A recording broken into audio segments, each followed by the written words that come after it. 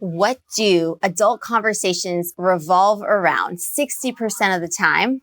Gossip, right? Today, I'm going to teach you how to shut down somebody who is trying to engage in gossiping behavior with you, how to stop them from dragging you into gossip that you want no part in. So stay tuned.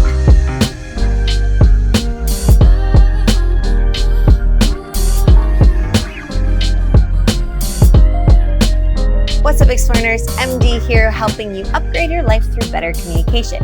If you haven't done so already, subscribe to join our tribe of Explearners so you can get all the videos such as this one. All right, so today we're talking about how to prevent gossip, how to nip it in the bud so that you're not implicated in a nasty conversation that you don't want to have. The best thing to do if you have an issue with somebody is to take it up with that person.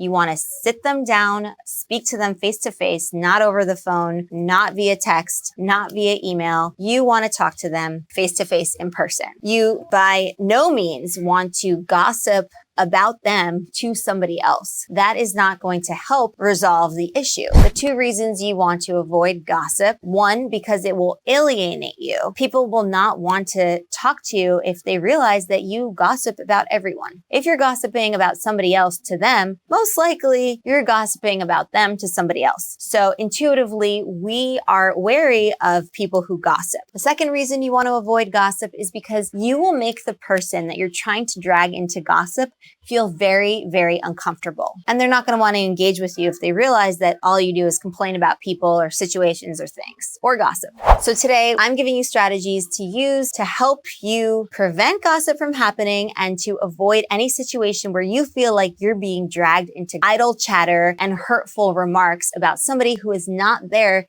to defend themselves. I want to share a quote with you. In the words of Eleanor Roosevelt, great minds discuss ideas, average minds discuss events, and small minds discuss people. So let's jump right into my tips. Number one comment of acknowledgement, and number two, smooth topic shift.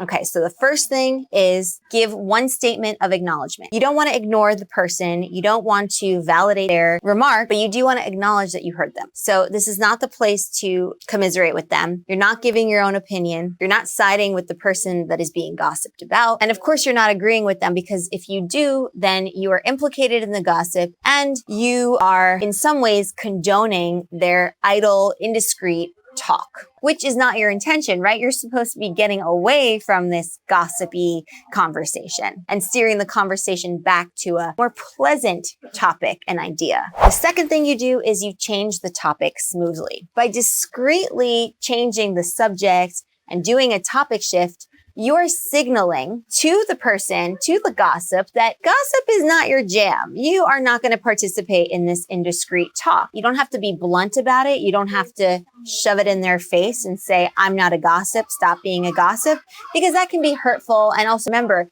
you have a relationship with this person with whom you're talking. So you don't want to do anything that you're going to regret later in terms of where you stand with that person.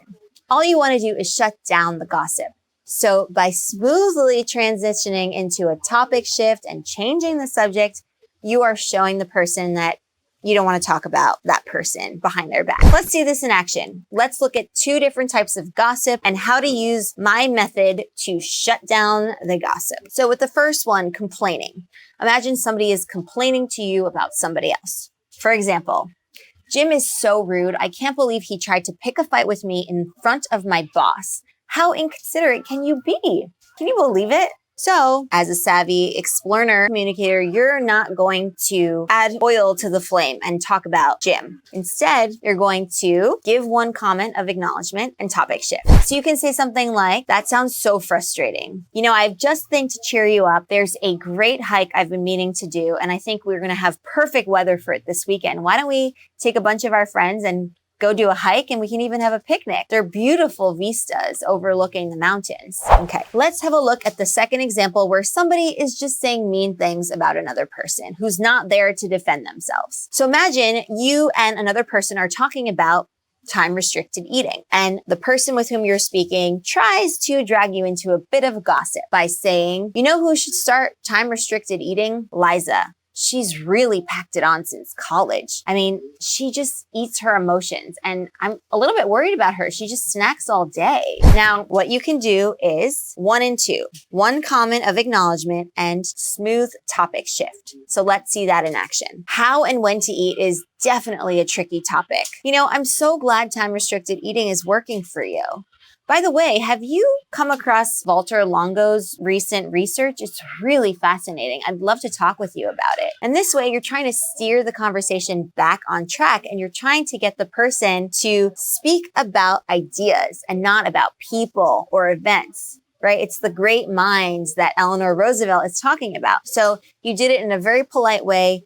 You didn't point it out in a blunt, rude, careless way that this person is gossiping, but they've got the message. And now you are getting them back on track to talk about your original topic, which was time-restricted eating. All right, Explearners, the next time you feel like you're being dragged into some gossip, you know what to do. Use my strategies. So part 1 is to give a comment of acknowledgement, and part 2 is to do a smooth topic shift.